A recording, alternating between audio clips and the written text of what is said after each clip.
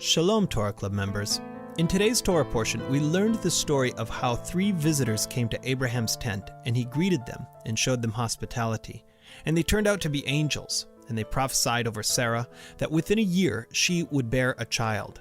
And Sarah laughed when she heard this. And the angel of the Lord said, "Why did Sarah laugh?" Well, she laughed because she was old and past the age of child-rearing a long time ago.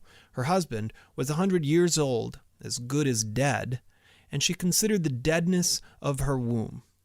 And it came to pass, just as the Lord had said, so we read in this week's Torah portion about how the Lord visited Sarah as he promised, and she bore a son, and they named him Isaac. And on the day he was weaned, Abraham made a great feast. And after these things, God tested Abraham and told him to take his son, his only son Isaac, whom he loved, and sacrifice him as a burnt offering on Mount Moriah, the future place of the holy temple, the city of Jerusalem. And in the book of Hebrews, we read, beginning in Hebrews chapter 11, verse 8, "By faith Abraham obeyed when he was called to go out to a place that he was to receive as an inheritance. And he went out, not knowing where he was going.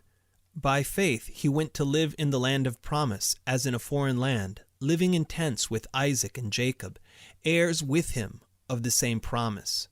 For he was looking forward to the city that has foundations, whose designer and builder is God."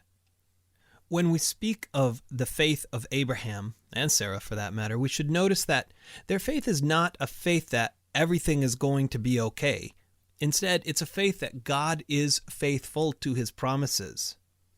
So faith is not just optimism. It is confidence in God's promises. As Hebrews 11:1 says, the assurance of things hoped for. And I should remind you of the context of the book of Hebrews as we begin to look into Hebrews chapter 11. The writer of the book of Hebrews is addressing Jewish people, Jewish believers from the apostolic community, who in the face of adversity and rejection are considering abandoning their faith in Yeshua. They are losing their religion, so to speak, and we are trying to encourage them to stand firm in their faith.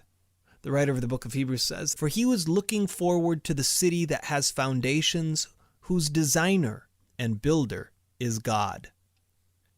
This is an amazing statement for the writer of the book of Hebrews to make, because it's not something we naturally learn from the reading of the text of Genesis, is it? When reading the text of Genesis, we have a sense that we understand a little bit about Abraham's motivation. And what is it he's looking for? He's taken an enormous gamble on God, trusting him for posterity and the inheritance of the land. And these seem to be the things that drive him. He believed God's promises, and that was credited to him for righteousness. But what did he believe? That God would give him a son and give him the land of Canaan. Nowhere do we get the impression from a straight reading of Genesis that Abraham was looking forward to the city that has foundations, whose designer and builder is God. So why does the writer of the book of Hebrews say this? And what is this city that has foundations, whose designer and builder is God? If you read a little bit further in Hebrews 11, here it says, "Therefore there was born even of one man, and him as good as dead at that, as many descendants as the stars of heaven in number, and innumerable as the sand which is by the seashore. All these died in faith, without receiving the promises, but having seen them and having welcomed them from a distance, and having confessed that they were strangers and exiles on the earth." So where did the writer of the book of Hebrews get this stuff, and especially this statement, having seen the promises and welcomed them from a distance? When did Abraham glimpse the promises from the distance? Well, I think it's in the story of the binding of Isaac. In Genesis 22, where it says, "On the 3rd day, Abraham raised his eyes and saw the place from a distance. Abraham said to his young men, 'Stay here with the donkey, and I and the lad will go over there, and we will worship, and we will return to you.'" Remember that part? So what did Abraham see on the 3rd day in the distance? It says he saw Hamakom, the place. But you need to know that Hamakom is one of the names for God in rabbinic literature, like Hashem. It's a circumlocution that occurs frequently in the Midrash. So our sages ask, what did Abraham see in the distance? He looked up and saw Mount Moriah, in the distance, the mountain on which the holy temple would one day be built. And over the place he saw Hamakom, the dwelling presence of the Holy One, blessed be he. So he saw Hamakom, he saw the place. He saw Hamakom, he saw the holy temple. And he saw Hamakom, he saw the dwelling presence of God. The collection of rabbinic legend and lore that's called Sayings of Rabbi Eliezer, Pirkei de Rabbi Eliezer, tells the story like this. On the third day, Abraham noticed a mountain bathed in the light of a fire that extended from earth to the heavens, with the clouds of glory resting above the mountain. Midrash Yalkut Shimoni tells a story like this. Abraham turned to his son Isaac and said, "Do you see what I see?" Isaac replied, "I see the Shekinah, the dwelling presence of God, on the mountain." Abraham turned to his two young men and said, "Do you see what I see?" They replied, "We see nothing." Abraham said, "Since you see nothing, and the donkey sees nothing, you belong together with the donkey. I and the boy will go over there and worship, and we will come again to you. So stay here with the donkey." You get the same story in several other sources, like the Midrash Rabbah. Abraham says to Isaac, "Isaac, my son, do you see what I see?" "Yes," he replies. He says to the servants, "Do you see what I see?" "No," they reply. He says, "Since you don't see it, stay here with the donkey, for you are like the donkey." Is that what really happened in the story? Of course not. What really happened is not my point, nor am I really interested in questions like that. I'm interested in what the Torah has to teach us through our apostles and our master. Here's a question. How can different people look at the same thing and see something totally different? Abraham's two young men see nothing but a nondescript hill, not even the highest hill in the area, just another hill like all the other hills, nothing special. The donkey sees nothing but a distant hill, and he thinks to himself, "I hope they don't expect me to climb that hill too." Abraham and Isaac, on the other hand, see past the surface veneer of reality. Looking with the eyes of faith, eyes wide open, they see the presence of God, which we call the beatific vision, the perception of God in this world. Some are looking with the eyes of faith. Some are looking with the eyes of the flesh. I guess it's in the eye of the beholder.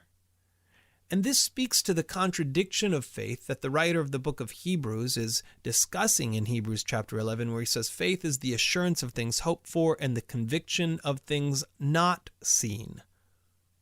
So it's a firm tradition, an oft-repeated midrash, that Abraham saw the dwelling presence of God in the distance, the place, at Mount Moriah, the Temple Mount, the place of Jerusalem. And this is where our writer of the book of Hebrews is thinking. This is where his mind is. He reads the stories according to their midrashic interpretations, like the one about Isaac being offered up. And when the writer of the book of Hebrews says Abraham obeyed God and offered up Isaac, considering God is able to raise people from the dead, which he also received him back in the midrash, in the parable. Follow the logic here. Abraham is looking for New Jerusalem. Where does he find it? He finds its reflection in Jerusalem below, in Mount Moriah, where God said, "Take your son, your only son." So we read, "By faith, Abraham, when he was tested, offered up Isaac. And he who had received the promises was in the act of offering up his only son, of whom it was said, 'Through Isaac shall your offspring be named.'" And this was the test. And of course, Abraham passed the test. What exactly was the test? Of course, it was a test of obedience. Will Abraham's loyalty to God outweigh his love for his son? Of course, it's a test of Abraham's chesed, as we discussed in the written materials, his covenant fidelity. But from the viewpoint of the writer of Hebrews, it's a test primarily of Abraham's faith. In view of the writer of the book of Hebrews, this is a test of Abraham's faith in God's promises, because all of God's promises to Abraham rest on Isaac, of whom it is said, "Through Isaac shall your offspring be named." But Abraham passes the test, and here's how he does it. He thinks to himself, on the one hand, God promises that my seed will inherit the land through Isaac, so Isaac must survive at least long enough to have children. On the other hand, God tells me to put him to death. The answer must be that God will raise him from the dead, if necessary, to fulfill the promises he has made. And so the writer of the book of Hebrews says in verse 19, "He considered that God was able even to raise him from the dead, from which, figuratively speaking, he did receive him back." By the way, that English Standard Version, figuratively speaking, literally, it says, in a parable, that is to say, in the Midrash. He did die on the altar, and God did raise him from the dead. At least you could say he was as good as dead. And the parallel to the death and resurrection of our Master should be sufficiently obvious. And remember that the writer of the book of Hebrews is thinking of the city of Jerusalem and the Holy Temple, there at the place, at Mount Moriah, as a reflection of the heavenly Jerusalem and the heavenly temple, a physical reflection, a copy on earth of the heavenly things. He discusses this elsewhere in the book of Hebrews. So, when he writes, Abraham saw these things, he greeted them from a distance. What does Abraham see? He's not looking at the merely physical landscape where the earthly city of Jerusalem will be. He sees the Shekinah, the dwelling presence of God, the glory that will be reflected below. The writer of the book of Hebrews says that the patriarchs and the matriarchs all died without receiving the promises. They had faith that was unrewarded, so to speak. Instead, they saw and greeted these things from afar. And this is what faith is really all about. It's about that glimpse, that foretaste of the Messianic era, the New Jerusalem, the Jerusalem above, Messianic Jerusalem, the revelation of God, the beatific vision, I in him and he in I, as our Master says. Hebrews 11:13 and 14 says, all these died in faith without receiving the promises, but having seen them and having welcomed them as from a distance, and having confessed that they were strangers and exiles on earth, for those who say such things make it clear that they are seeking a country of their own. Those who say what things? Having confessed that they were strangers and exiles on earth.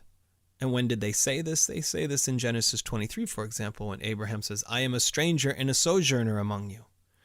For those who say such things make it clear that they are seeking a country not their own. The Greek here is patris, a fatherland, a homeland. They are seeking a fatherland. And indeed, if they had been thinking of that country, that patris from which they went out, they would have had opportunity to return, the writer of the book of Hebrews says. So if all that they were seeking was a homeland, a fatherland, a material fatherland, a country of this world, a piece of acreage to call their own, then what was the point? They already had that back in Mesopotamia.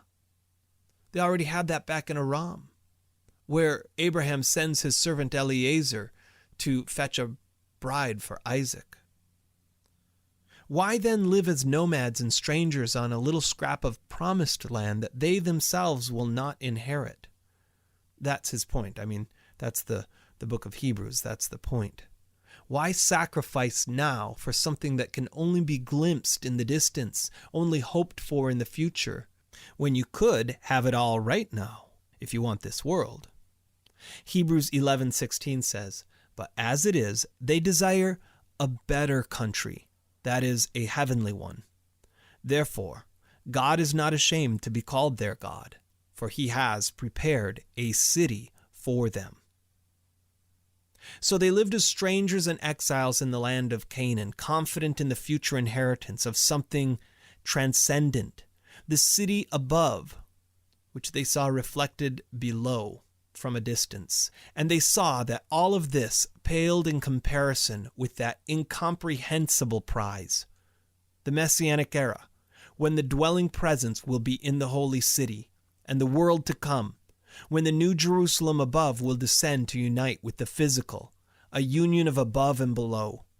So we read, for Abraham was looking forward to the city that has foundations, whose designer and builder is God. Obviously, he was not merely looking forward to the physical land of Canaan, because if he wanted land, he could go back. He was after something more. And what more could that be? It must be the promise of the Messianic era, Messianic Jerusalem, the world to come, and the new city Jerusalem. Faith ultimately looks not toward reward and material success in this world, but to the world to come, the Messianic era, and the reward of the city of God. It understands that this material world is only a reflection, and it is seeking after the revelation of the unseen God. Faith is latching on to the Messianic era, though it might be glimpsed only from a distance. We latch on to that day when our teacher will no longer be hidden. So what have we learned here today? Several lessons. First of all, it's not just faith in God's existence, it's faith in God's promises. And it's not just faith that everything is going to be okay. It's faith in God's promises. Faith ultimately looks not toward reward and material success in this world, but to the world to come, the Messianic era, the reward of the city of God. It understands that this material world is only a dim shadow. And faith believes that God is able to keep his promises, even if it will require a resurrection of the dead, which actually it did, and which it will